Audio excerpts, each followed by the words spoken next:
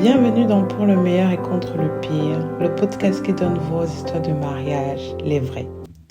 Ici, je vous lis les confidences des couples qui ont dit oui et qui, jour après jour, choisissent de rester.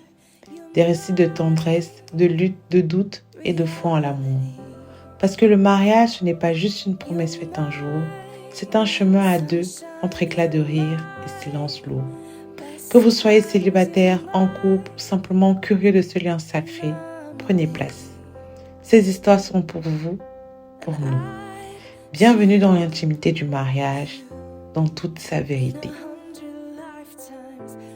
Hello ma team de l'amour, je suis ravie de vous retrouver encore ce mardi pour un nouveau épisode de notre podcast Pour le meilleur et contre le pire.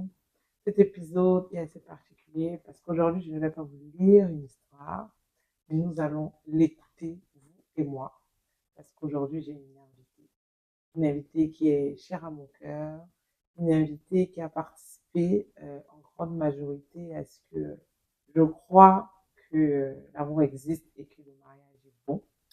Sur les réseaux sociaux, notamment sur Instagram, on l'a surnommée Mamie Liv. Dans la vraie vie, moi, je l'appelle Maman. Bonjour maman. Bonjour ma fille. Comment tu vas? Très bien par la grâce de Dieu. Merci d'avoir accepté de partager ton témoignage du mariage. J'espère qu'il permettra à moi, à nous, de continuer de croire que l'amour existe. Donc, je vais te poser une série de questions auxquelles je devrais répondre. En prélude, j'aimerais préciser que ma maman est veuve. C'est pour ça que je l'ai seule. Sinon, je pense qu'elle aurait été ravie de participer à cet épisode. Alors, maman, dis-moi, combien d'années de mariage vous avez eu, papa et toi? 36 ans. 36 ans. J'espère que je prophétise que l'onction des 36 ans, minimum, Et plus même. vous touche, tous ceux qui allaient écouter ce témoignage, que vous soyez mariés, en vue de vous marier, célibataire, etc. Alors, est-ce que tu peux nous dire en quelle année tu as rencontré papa et dans quelles conditions? J'ai rencontré papa en 1977. Je sortais de Consama pour venir continuer mes études à Baranté. Et j'habitais chez mon oncle qui louait dans la concession familiale de papa, qui est devenue ma belle famille. Et papa venait tout le temps jouer au Ludo avec mon oncle. Donc, il venait, on voyait les enfants de la maison, il voyait les enfants de la maison. J'ai un problème de santé et comme il était travaillé à l'hôpital central de Varennes, je suis allée là-bas et m'a bien reçu, m'a indiqué les salles. Bon, même j'ai été, comme il me connaissait, il était pris en charge le plus vite possible parce qu'il me connaissait déjà comme l'enfant du quartier. Bon, ce qui fait que à la fin du traitement, le médecin m'avait prescrit des injections que je devais prendre à l'hôpital. Et c'est là il m'a dit non, au lieu de venir à l'hôpital, que je passe à la maison, il va me faire ces injections. Et c'est comme ça que je suis allée régulièrement. Et puis, ça a fait ce que ça a fait. De l'injection, des médicaments, on est passé à l'injection de l'amour. Voilà, c'est ça. C'est comme ça que la vie a commencé. Et tu avais quel âge à l'époque? J'avais 18 ans.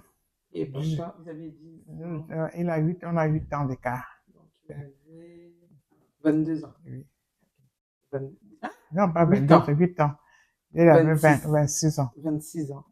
Désolée pour le temps sur les calculs.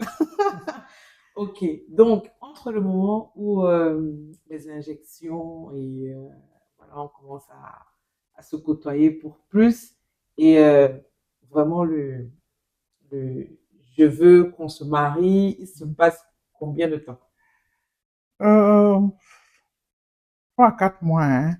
Parce que quand je partais, après il paraît qu'il en parlait à sa mère. Et chaque fois quand sa mère me voyait, elle m'appelait toujours ma fille, il faut que tu viennes de temps. Donc, elle avait des petits mots là qui Bon, après, moi, je prenais ça comme du jeu quand il disait, ma femme, tu seras ma femme. Je ne prenais pas ça Ou au c'est... sérieux. Bon, après, c'est allé tellement vite, c'est allé vraiment tellement vite. Et, là, et les choses se sont concrétisées très vite, très vite. D'accord. Et toi, tu as 18 ans. Quel genre d'enfant tu es? C'est-à-dire, tu as grandi dans quel, euh, dans quel cocon? Est-ce que vous aviez les mêmes, comment est-ce que je peux formuler cette question? Est-ce que vous aviez les mêmes valeurs? Par exemple, moi, je sais que tu as été euh, grand-père, mon arrière-grand-père, non, mon grand-père Mhm. était pasteur. Est-ce Mhm. que papa avait une vie chrétienne comme toi? Est-ce que ou est-ce que c'était deux mondes complètement différents? Et si c'était deux mondes complètement différents, comment est-ce que vous avez fait pour que ça puisse passer du coup au niveau du mariage? Oui, moi, nous, les enfants du pasteur, comme tu dis, nous avons mené une vie dans la parole de Dieu. Vraiment, on a été éduqués dans la parole de Dieu. Et lui, c'était plutôt la vie mondaine, si on faut appeler comme ça. Lui, C'était un il homme aimait du la dehors, vie. le chaud. On l'appelait Roger Valade. C'était un homme de dehors. Vraiment, pour lui, c'était la vie. On boit de nuit et tout et tout. Mais le Seigneur l'a mis sur mon chemin.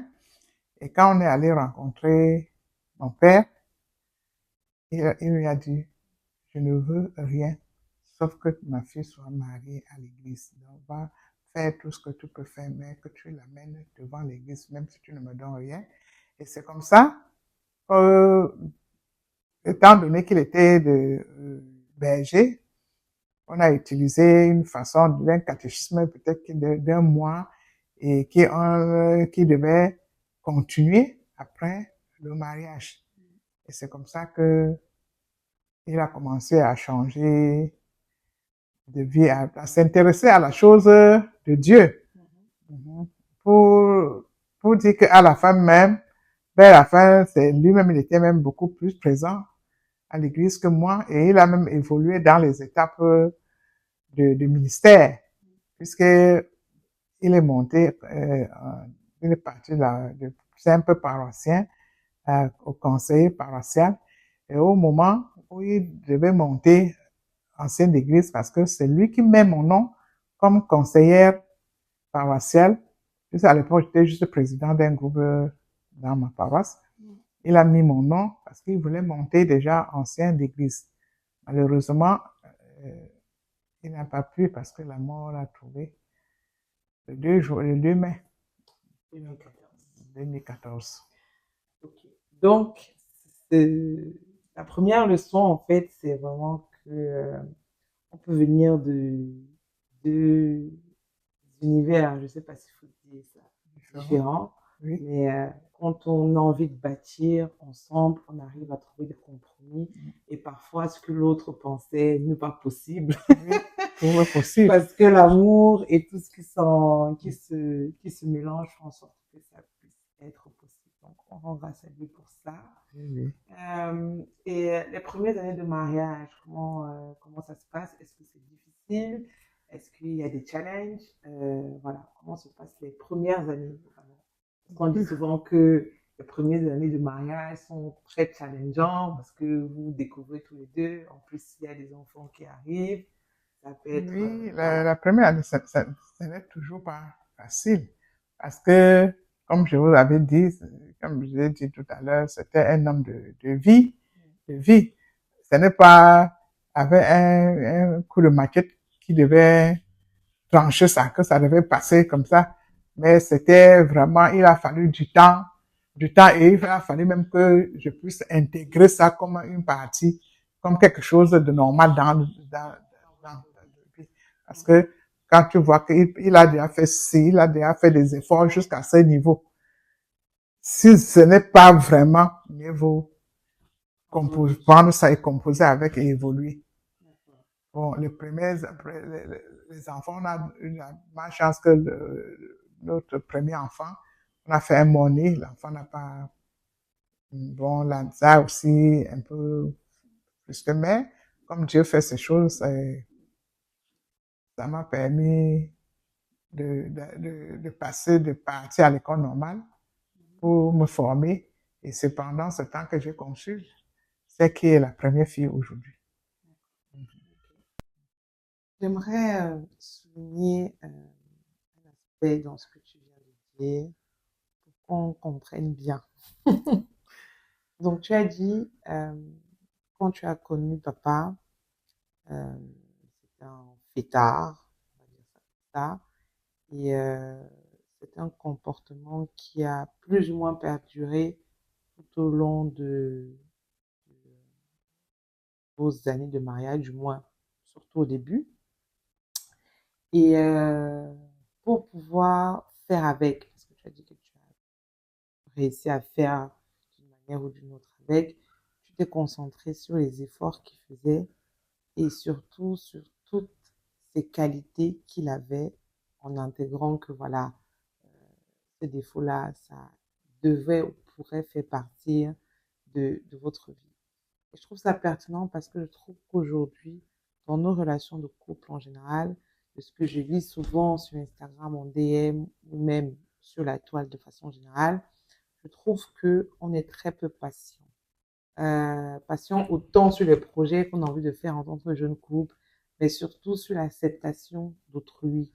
C'est-à-dire que euh, quand on a un conjoint, quand on a un fiancé, quand on a un copain, une copine, une conjointe, mariée, parce qu'il ne faut pas qu'on dise que je m'adresse seulement aux femmes, on veut tout de suite que cette personne change. On a connu une personne comme ça et on veut que du jour au lendemain, tout change pour qu'elle devienne la personne qu'on voudrait qu'elle soit.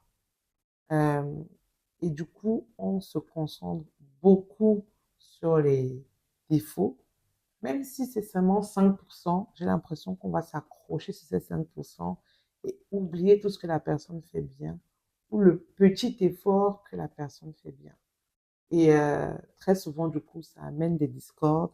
Et parfois, quand on prend le temps de vraiment se poser, on se rend compte que, en fait, on n'a pas besoin de mettre autant d'efforts. Mais encore, faudrait-il qu'on prenne le temps de se poser. Mais comme tout va vite, on ne se pose pas souvent. Et donc, c'est un rappel de se dire que euh, on vient dans un couple, chacun avec ses défauts et ses qualités. Et c'est ensemble qu'on va essayer de s'encourager, on va essayer d'être patient, on va essayer de surtout plus souvent regarder, voilà, à ce que la personne fait bien qu'à ce que la personne ne fait pas ou qu'on aimerait qu'elle fasse. Voilà. Donc, merci beaucoup, maman, de l'avoir souligné. Maintenant, j'aimerais demander 36 ans de mariage, ce n'est pas 36 jours. Comment est-ce qu'on fait pour vivre 36 ans de mariage? Est-ce que c'est tout le temps beau? Est-ce que c'est tout le temps froid? Est-ce que c'est un mélange des deux? Est-ce qu'il y a de longues phases de beau et de moins beau? Voilà. Comment on fait pour tenir 36 ans? Et voire plus, hein, parce que là, on parle de 36 parce que vous avez fait 36. Mais voilà, comment est-ce que je résumerais ces 36 ans de mariage? Et 36 ans de mariage. Je dis d'abord que vous êtes deux personnes, chacun sortant de sa famille, pas avec la même éducation. Il y a toujours divergent, il y a toujours des choses qui est faites ici qui n'est pas fait, que vous devez conjuguer ça maintenant pour faire un. Ce n'est pas toujours facile, mais par la grâce de Dieu, soutenu par le Seigneur, on arrive à relever le défi. Les années passent sans que tu ne t'en rends même pas compte. Et des choses même que tu voyais au début, qui est très très compliqué, ça commence à devenir comme aussi simple que possible, parce que tu as fini par ancrer ça comme une habitude dans, dans la marche du couple. Donc, il ne faut pas chercher seulement trancher. Là, si ce n'est pas comme ça, je ne marche pas. Si ce n'est pas comme ça, je ne marche pas. Non, non, on essaie de construire, amener son compagnon à comprendre certaines choses. Et chercher aussi à vous connaître, parce qu'il y a aussi ça. Qu'est-ce que lui, il aime beaucoup? Qu'est-ce qu'il n'aime pas que ça se passe? Qu'est-ce qu'il essaie d'éviter parfois même pour faire, pour gérer? Parce que quand il y a une situation, toutes les situations ne se gèrent pas de la même façon.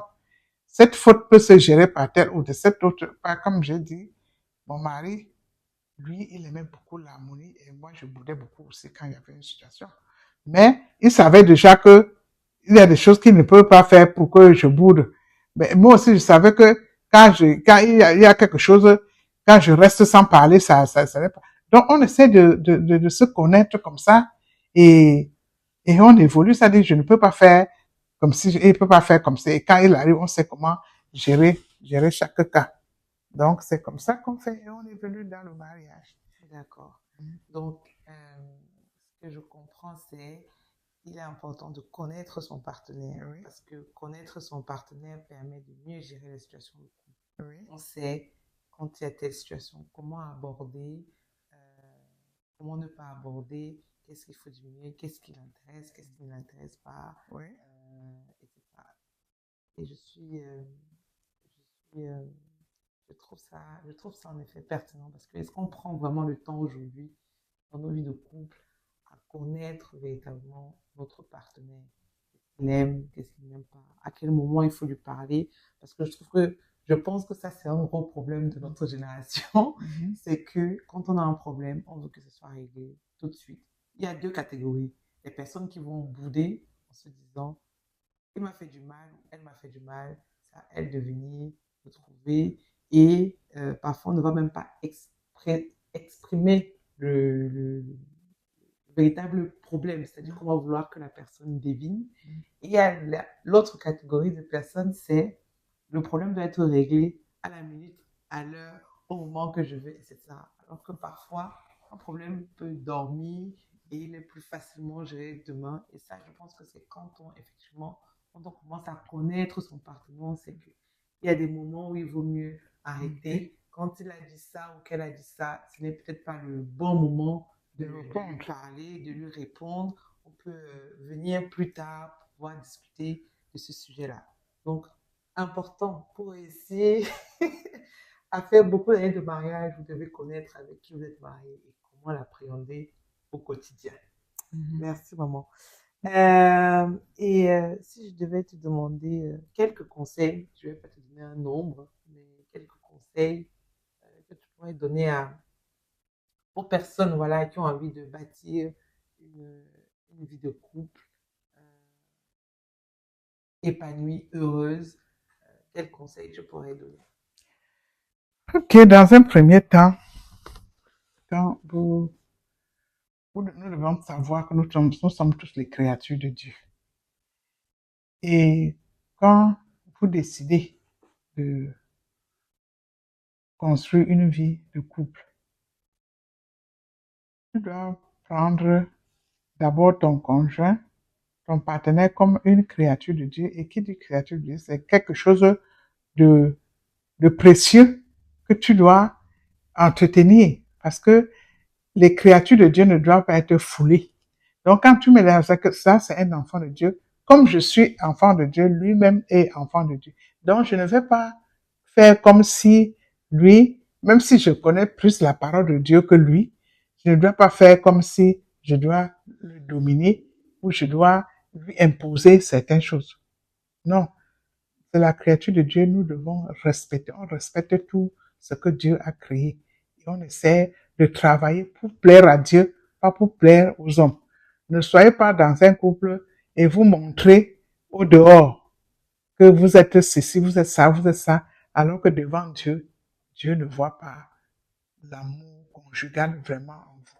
C'est-à-dire vous avez des trucs éphémères pour choses qui brillent, mais alors qu'à l'intérieur, ce qui est important, ce n'est pas ça.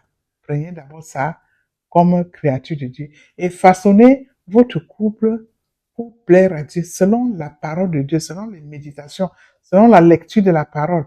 Et ça va vous édifier à vaincre certaines difficultés que les gens trouveraient Ok, mais un truc comme ça, comment les gens là ont pu faire ceci? Parce que vous avez basé tout sur le Seigneur. Le seul appui, c'est le Seigneur. Et dans, Tu veux passer au oui, second oui, conseil. Je vais d'abord résumer le premier là. C'est d'accord, très pertinent ce que tu as dit. d'accord, Tu as dit, euh, chaque chaque personne est une créature de Dieu. Et chaque créature de Dieu, c'est quelque chose de précieux. Donc, on doit prendre soin de chaque créature de Dieu. Donc, mon frère, ma sœur, si tu es en train d'écouter, est-ce que tu prends soin de la personne avec qui tu as décidé de cheminer dans la vie comme une créature de Dieu? Si demain, Dieu venait te demander, est-ce que tu prends soin de cette personne que je t'ai confiée? Qu'est-ce que tu répondrais? Et surtout, de vivre notre vie de mariage selon la parole de Dieu. Dieu est au centre. En fait, c'est le roc. Est-ce que tu vis selon la parole de Dieu ou tu vis selon ce que la société voudrait que tu vives? Est-ce que tu vis véritablement ta vie de couple, de mariage selon la parole de Dieu? Une vie de mariage, ce que je veux dire, c'est que un bon mariage, c'est un mariage qui suit la parole de Dieu. Merci, maman. je t'en prie. En secondo, je voudrais dire, quand vous menez une vie comme ça, vous cherchez à prendre, parce que chacun a ses défauts et ses qualités. Vous cherchez à prendre ce que j'appelle ici le pour gérer le contre. Vous prenez le pour, c'est-à-dire tout ce que ton partenaire fait de bien, que tu trouves que c'est bien dans un couple, et tu gères les petits, même si c'est un gros, le petit malaise qu'il a de temps en temps, de petits trucs qu'il fait de petits manquements qu'il fait de temps en temps, tu prends ça pour gérer toi. Tu ne dois pas te dire à la tête que je veux un mari qui est de lundi à dimanche. Non. Parfait. Non, non, c'est pas ça. La Monde. perfection n'est pas de ce monde. Et puis, il faut faire attention à ça parce que parfois, vous cultivez ça dans la tête. Oh, mon mari ne peut pas faire ci, ne peut pas faire ci, ne peut pas. Mais vous-même, vous ne faites rien pour empêcher qu'il ne fasse ça. Et demain, un jour, vous entendez que il y a eu si vous dites que vous comprenez que votre mari a fait, et parfois, ça crée les arbres et c'est tout ça. Donc, il faut chercher. C'est pour ça que je dis, la parole de Dieu est importante. Cherchez à connaître votre partenaire. Cherchez à connaître ses qualités. Cherchez à connaître ses défauts et travailler beaucoup plus sur les défauts. Si chaque femme pouvait, sur les qualités, si chaque femme pouvait voir le film, quand il y a un film que j'ai vu, War Room, c'est-à-dire c'est une femme, c'est un film que tout le monde devrait voir, que ce soit homme ou femme, comment la prière peut détruire c'est-à-dire que là où le Seigneur est, le diable ne peut pas. Même s'il laisse parfois faire certains trucs, comme je l'ai dit, c'est pour tester. Les épreuves ne sont pas toujours mauvaises. C'est pour tester. C'est pour tester notre foi. Donc, cherchez à connaître votre partenaire, ses qualités et ses défauts, et gérer ses défauts avec ses qualités. Prendre le pour gérer le contre. Ça me rappelle, j'avais vu un documentaire, je crois que c'était sur un entraîneur de foot, qui disait que pour réussir, il parlait d'un joueur et il disait que pour réussir à faire que ce joueur devienne un très bon joueur, il a essayé pendant des mois et des mois.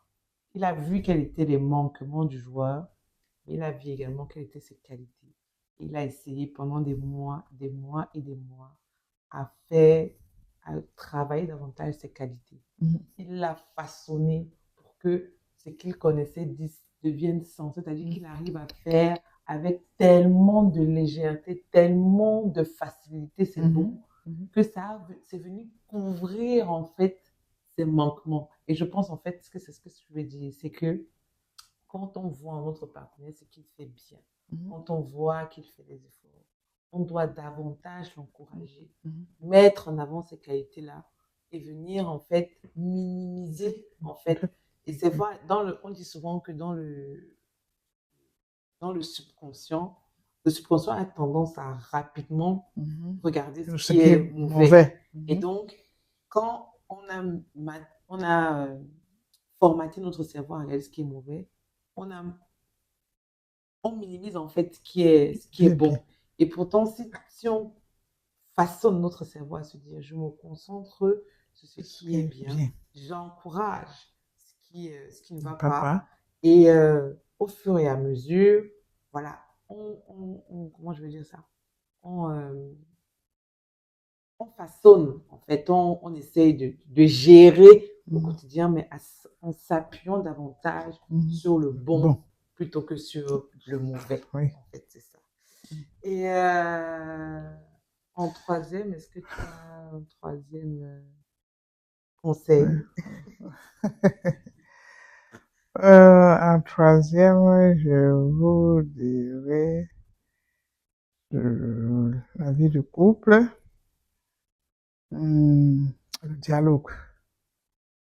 Le dialogue est très, très, très important dans un couple. C'est-à-dire partager. Quand il y a une idée, n'imposez pas. Partager. Et l'humilité. Ne dis pas, comme c'est moi qui suis ça, je ne peux pas faire ci, je ne peux pas faire ça. L'humilité, le partage. Je peux dire encore vraiment l'amour du Seigneur. L'amour. Parce que tout est centré là. Parce que quand vous avez cette capacité de pouvoir venir, c'est-à-dire parce que quand je parle de l'humilité, je n'ai jamais vu un homme aussi humble que mon mari, parce que lui, l'humilité,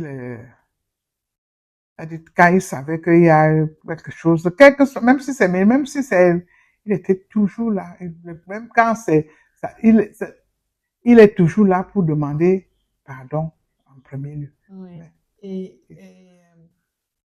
Enfin, ce que je note surtout, c'est que il ne cherchait pas forcément à j'ai raison, tu as tort. Non. L'essentiel pour lui, c'était que l'harmonie revienne. Voilà. Donc, il y avait la communication, mais il y avait cet aspect vraiment de l'harmonie du couple.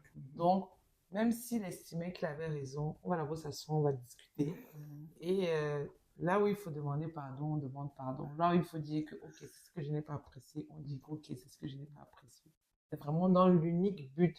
Ce n'était pas avoir raison qui était important. C'était comment on arrive à gérer cette situation dans la communication et dans le calme afin que l'harmonie en fait revienne. Donc effectivement, donc, le troisième conseil, c'est la communication. C'est très important, mais une communication remplie de beaucoup d'humilité et de sagesse. La sagesse dans la capacité à se dire que qu'est-ce qui est le plus important, qu'est-ce qui doit marcher dans un couple, comment est-ce qu'on sort de cette situation-là.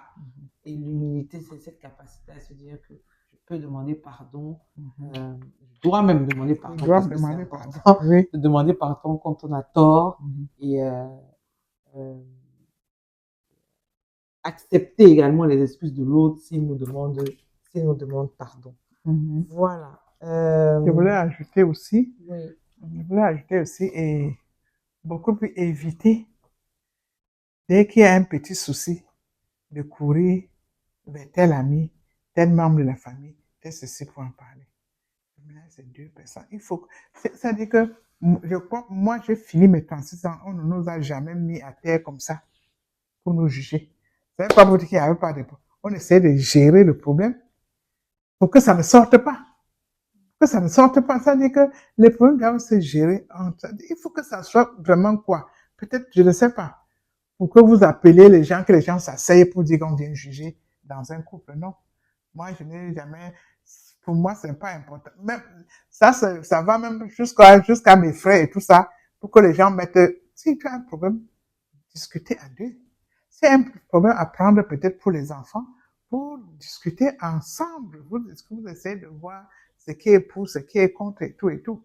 Mais aller chercher les gens, oh, comme tu vois, maman, je veux faire ceci, et ils refusent. Je veux faire ça, ils refusent. Je veux faire, en tout cas, moi, je veux faire, hein. Non. Non. Même si vous avez raison et qu'il a dit non, essayez de voir comment le ramener à voir que quand tu me vois dire ceci comme ça, voilà les raisons. Pour que lui, il étudie pour voir. Pour que vous tombez, il ne faut pas que demain, quelque chose arrive, on dit que moi, ce n'était pas là, c'était son. Non, il faut éviter de discuter à deux. Les choses, on dit souvent les choses d'un couple, c'est règle dans la chambre. C'est règle dans la chambre. Ne vous plaignez pas, pas trop de plaintes. C'est-à-dire, quand vous plaignez même trop là, vous devenez même, vous dérangez les gens.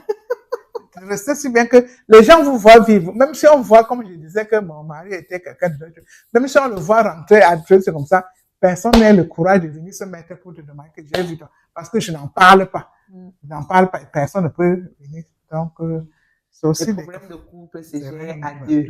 Ça chauffe trop. Tu ouvres la Bible, tu pries. Tu pries. C'est ça, tu pries. Et elle a dit quelque chose de très pertinent. Un non n'est pas toujours un non définitif. Non. Parfois, on peut te dire non, peut-être parce que c'est pas venu au bon moment. Tu n'as pas dit avec les bons mots. Tu n'as pas un argumentaire bien détaillé. Voilà. Tu laisses d'abord passer. Tu peux revenir une autre fois avec encore le même sujet, mais amener d'une autre façon et peut-être cette fois-là, on dira oui. Merci beaucoup, Maman Liv, pour ce moment d'échange. Je vais demander à Olivier s'il veut une autre interview. Là, peut-être, je leur demanderai de poser des questions et auxquelles toi, tu répondras. On fera comme ça. Sans souci. Voilà. Merci beaucoup. Merci et portez-vous bien. Merci beaucoup.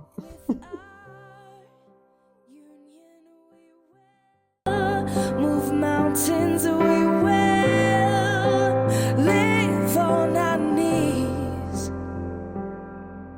'Cause he'd choose. Merci d'avoir écouté cet épisode de Pour le meilleur et contre le pire. Si ces mots ont touché quelque chose en vous, partagez-les. Parce que chaque histoire mérite d'être entendue et que l'amour dans sa vérité peut inspirer, relever et éclairer. On se retrouve très bientôt pour un nouveau témoignage. En attendant, prenez soin de vous et de l'amour surtout.